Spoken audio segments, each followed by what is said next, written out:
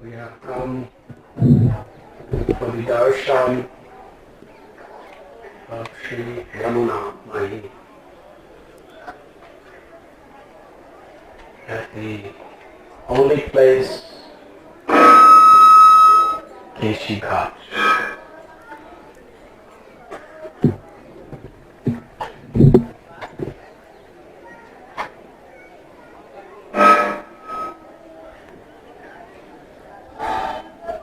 Comes to send the monstrous demon Keshi to Vrindavan.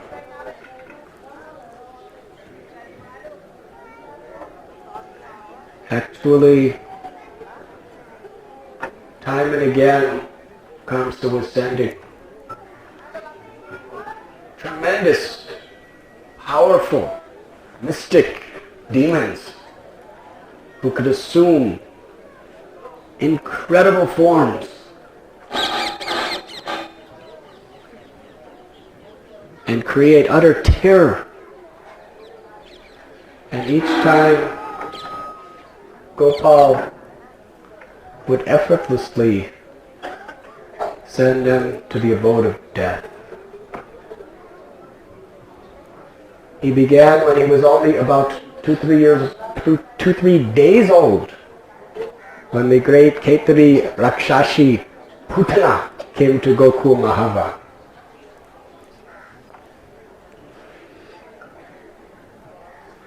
Each time Kamsa was receiving this news, he became more and more and more desperate.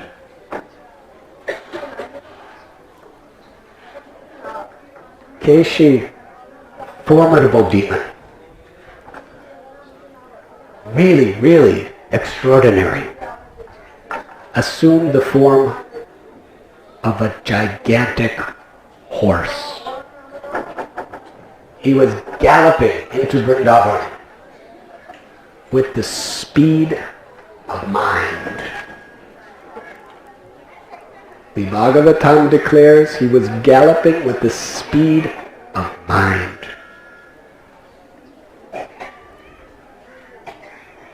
There was no racehorse in history that could compete with this. And he was so huge. As he was galloping and galloping and galloping so fast, he was literally with his hooves tearing up the earth.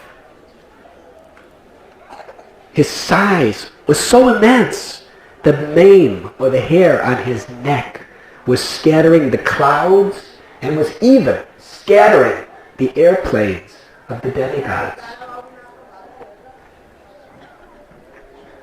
He was neighing, he was roaring with the voice of a horse in such loud, hideous sound that sound vibration of his screaming terrified everyone. The earth was shaking. When Krishna saw that all the Brijabasis were utterly terrified by the presence of Keshi running into Vrindavan, searching for Krishna, Krishna personally appeared before him. When Keshi saw him, he roared. Immensely he roared.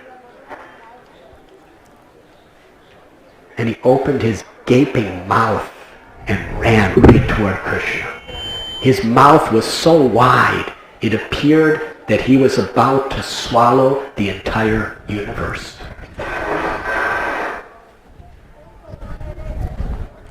He ran toward Krishna, and with his front legs, he tried to pulverize the soft body of the Lord. But Krishna dodged all of his front legs trying to stampede him. And Krishna grabbed his legs and whirled him around and threw him 100 bow lengths, which means 600 feet. And Keshi fell to the ground unconscious. Shri Krishna Bhagavan ki! When Keshi came back to consciousness, he was more angry than ever, in a state of utter fury. His eyes just blazing with rage, opened his mouth as wide as it could be and ran toward Krishna. With his mouth opened, Krishna stood before him and smiled. Then Krishna laughed and said to Keshi, "Oh, you want something to eat?" And he showed Krishna his left thumb.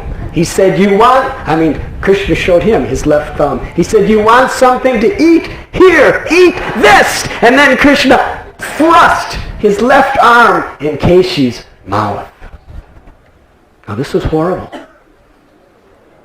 Can you imagine what Maharaj Parikshit was going through listening to this story? Krishna's arm is soft, like the stem of a blue lotus flower. And Keshi's mouth was terrible. It was like death personified, and his teeth were terrible. Krishna thrust his arm into Keshi's mouth the same way a snake enters into a hole to kill a mouse. Keshi closed his mouth with his ferocious teeth to bite Krishna's arm.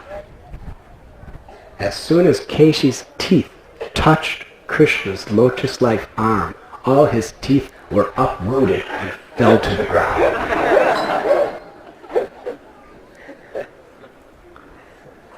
Then Krishna's arm began to expand into bigger and bigger and bigger proportions.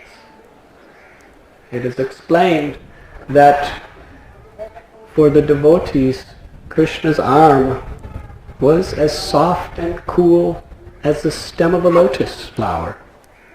But for Keshi, it was hot and it was hard as a thunderbolt. Just as if a person has jaundice,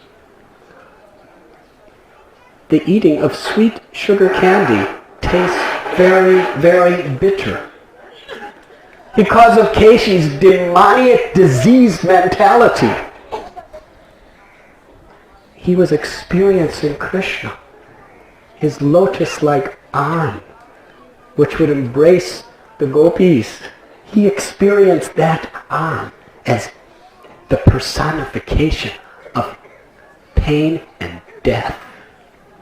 The arm expanded and expanded and expanded until it completely blocked all Keshi's ability to breathe. He suffocated. His eyes bulged out. He flipped over. He just kicked all of his four legs violently. He profusely perspired. He passed immense quantities of stool. And then he died. And his body just broke open like an overripe piece of melon. Krishna effortlessly, with a beautiful smile on his face, extracted his arm from the mouth of the dead demon. The amazing thing is how Krishna did this in so effortless way, and free of any sense of pride for having killed Keshi, without even any effort. He accepted the worship of the demigods as they showered fragrant flowers from the Nandana garden of the heavenly world of Swarga upon Krishna. The Keshi demon represents, please listen carefully, especially you senior devotees.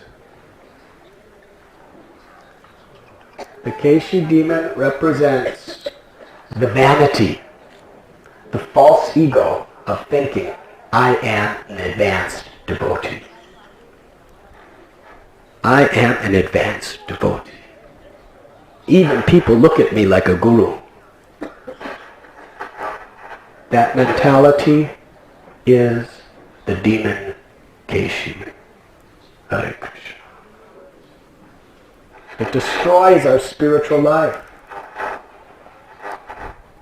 Keshi also represents the sense of ego, thinking oneself to be very important, arising from attachment for having a lot of wealth, and even doing great achievements in the service of Krishna.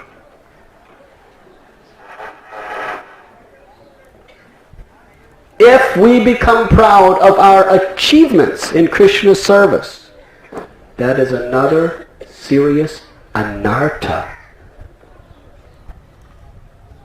which corrupts our devotional service. Oftentimes we speak of the story of Kurukshetra when Krishna gave the leper Vasudeva, who was suffering so horribly, he gave him special mercy.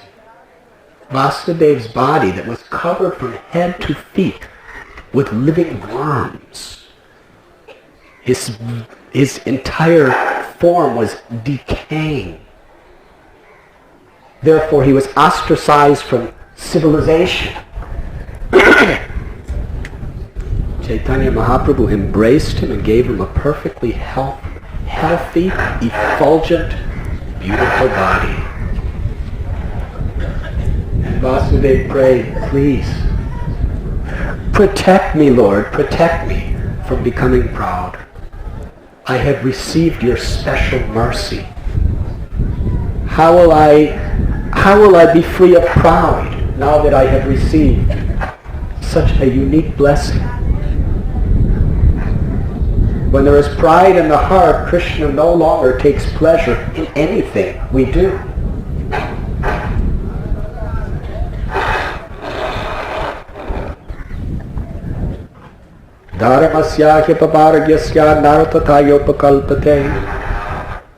It is described in the Bhagavatam that whatever we gain through our execution of devotional service, we should never use them for our own sense gratification. We should never think, I am the doer, or this is mine.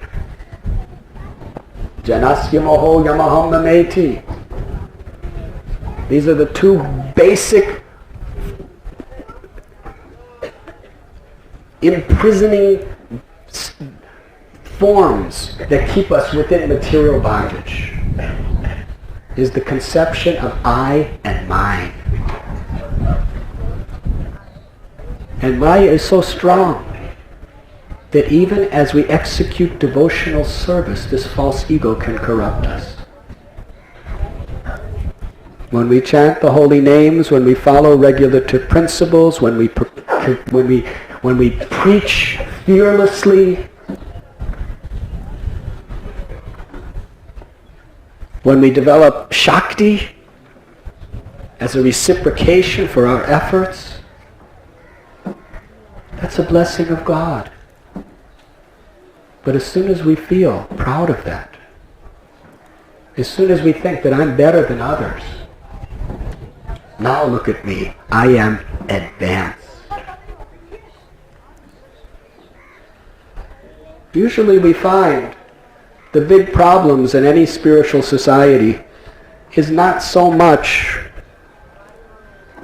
the junior devotees who usually think that they're junior because nobody respects them too much. Yes? When you first come, nobody respects you too much unless you're very wealthy or powerful or something like that. But as you make advancement, if you just stay around for a while, people are going to start respecting you. Just because you've been around. Yes? You have nothing else. Just carry on chanting, and soon, so many people are going to die off and you're going to be considered a great soul. What to speak if you actually accomplish great things? You open temples, or you cook nice offerings, or you worship the deities beautifully, or you have so many people who are following you. Maya can use that good fortune, that benediction, to destroy your spiritual life. Because to the degree we're spiritually advanced, we realize, I'm not advanced. Look at the prayers of the great souls. Thakur Narottam, he's not saying, I am advanced. See how many hundreds and thousands of disciples I have. Read all the beautiful prayers and songs I have made. No, he's considering himself the most fallen. Hari Hari Vipale Janamagona. He's declaring himself to just be burning in the fire of material existence. Praying for mercy, praying for help. That is advancement. Thakur Bhakti Vinod. What is his prayers? Oh Gopinath, I am a servant of lust. I'm shackled by material desires. Please save me. I'm full of pride. The sufferings of others are my happiness. And the happiness of others is my suffering. Now how can someone who is paradukha dukhi speak like this? Because his heart is so pure, so humble. Because he loves Krishna. And the classic expression of humility of Kaviraj Goswami. Amongst all the Goswamis of Vrindavan Dham, they all commissioned him to write the biography and the philosophy of Sri Chaitanya Mahaprabhu. Raghunath Das Goswami, Lokanath Goswami, Bhugarva Goswami, Jiva Goswami, Gopal Bhatt Goswami. Such acharyas, intimate, personal associates of Lord Chaitanya. But they selected him to write because of his incredible scholarship and spiritual advancement. And yet as he's writing, he's revealing his heart. I'm lower than the worm in stool. How many people can honestly say that? I'm lower than the worm in stool. I remember years ago when Sri Krishna Chaitanya was giving me Panchakarma, and there's something called Virachan, and I'm not going to go into too many details, but one day I looked down after responding to nature's loud call, and there was a gigantic worm. And you know where the worm was. And I was looking, and at first I was thinking, that was inside of me? And then I tried to think more philosophically. That Krishnadas Kaviraj Goswami is considered himself lower than that. I can't possibly think like that. This is beyond human ability. It's a completely divine state of total humility. Only can be understood, only can be exhibited by one who's in the presence of God. I'm lower than the worm and stool. I'm more fallen than Jagai and Madhai. If anyone hears my name, they lose their piety. If anyone speaks my name, they become sinful. That is Krishnadas Kaviraj Goswami as he's writing Chaitanya Charitamrita. That is the heart of a Vaishnava. That is advancement. Advancement doesn't mean simply great achievements. Advancement is a state of love. So yes, Keshi represents the mad horse, the all-devouring horse of death. in the form of the thought that I am an advanced devotee. The pride that just see what I have achieved.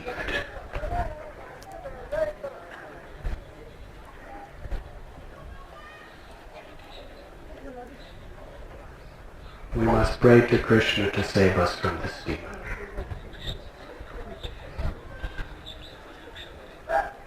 By sincerely trying to please him in the mood of the servant of his servants. By absorbing our heart in hearing his glories, by following in the footsteps of the great souls, and by really taking shelter helplessly of chanting the holy name.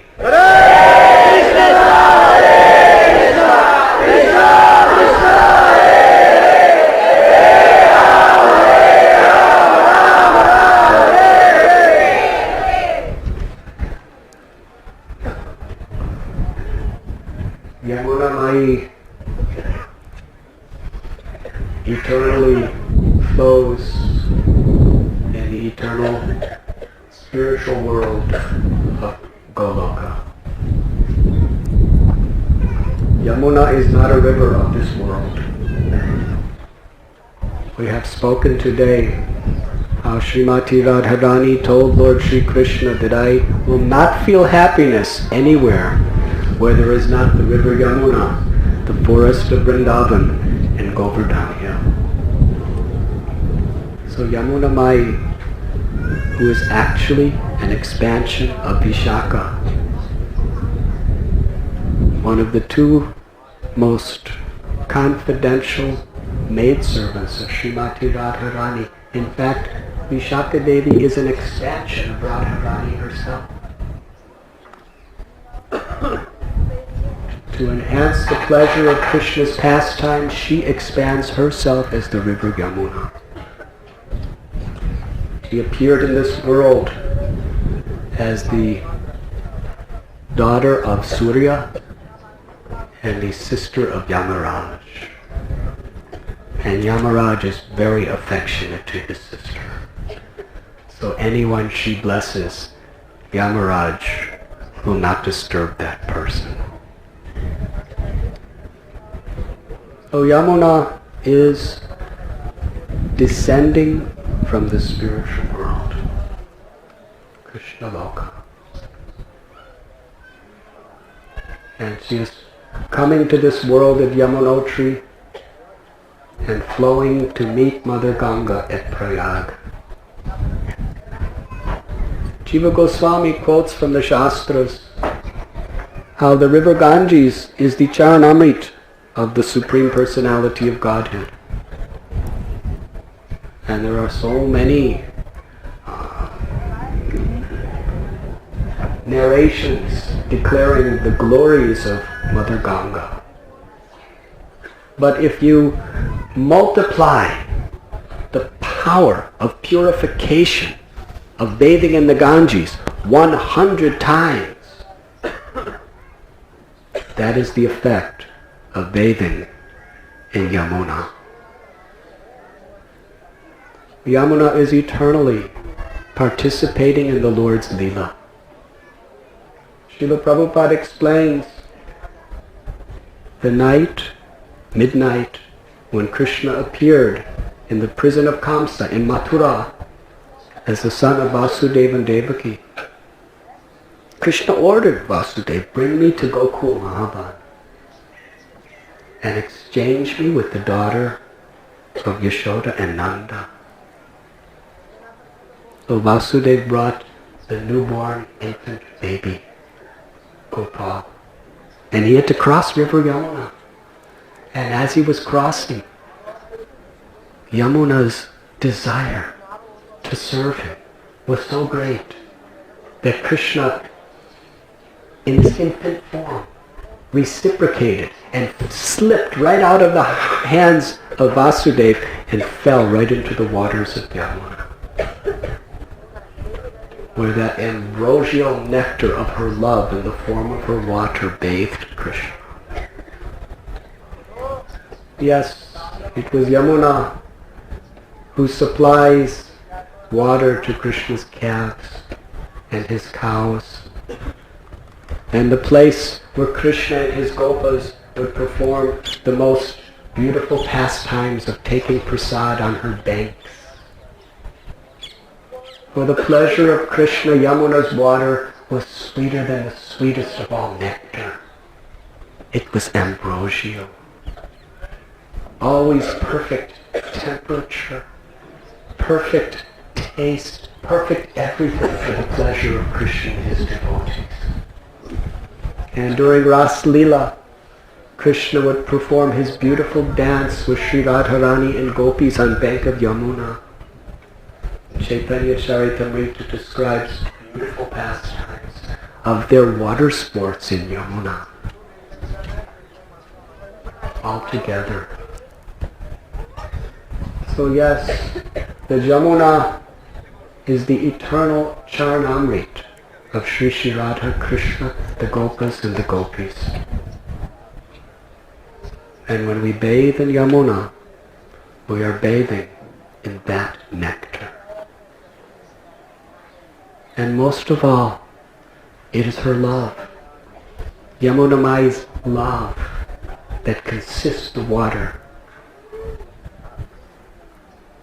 Therefore, bathing in Yamuna is one of the most important aspects of worshipping the holy land of Vrindavan. There are three supremely powerful offerings that Vrindavan is giving to the devotee.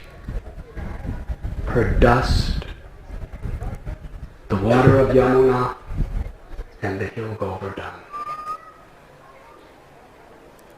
By worshipping these three, one can gain unlimited purification.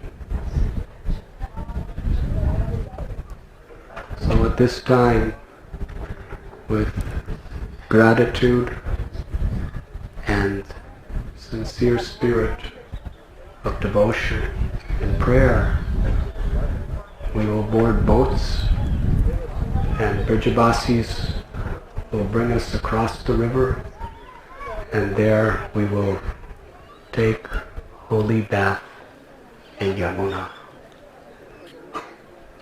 Do not consider so much what people put in Yamuna. It's there, no doubt. There are some open sewage systems just pouring in Yamuna, and people do so many things in Yamuna. But that's not Yamuna. Just like Prabhupada said, originally our consciousness is Krishna consciousness. But there's so many pollutions, so many sewage trenches that are coming into our consciousness. Yes? So many desires that just pollute our consciousness. But our consciousness is pure. This is really not our consciousness. The chanting of the holy names filters our consciousness and removes that which is not our consciousness, and brings, like Prabhupada says, like filtering water and taking away its contaminations, then the substance of the pure water is there.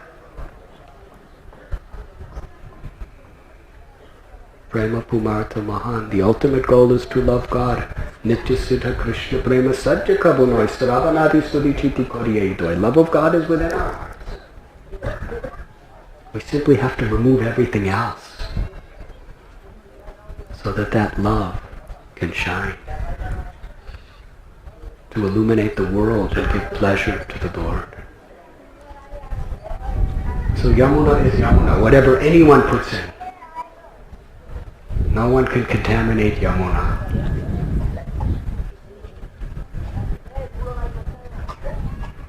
What's not Yamuna may be contaminated, but what's Yamuna cannot be contaminated. So when we bathe in Yamuna, we are bathing in the essence, not of the sewage, but of the Yamuna. That sweet nectarine ras of her love, and the Charanamrit of Radha and Krishna and the Brijabasis. and the Charanamrit of Sri Chaitanya Mahaprabhu, Nityananda Prabhu, Advaita Prabhu, the 6 Goswamis, and all the Acharyas. It's all there. It's not that it flows down the stream and goes into the ocean. It is eternally present, the Charanamrit of all the great souls. Prabhupada said when one has faith, even bathing in Ganga, even if he sees some stool floating, he'll just push it away and drink the water.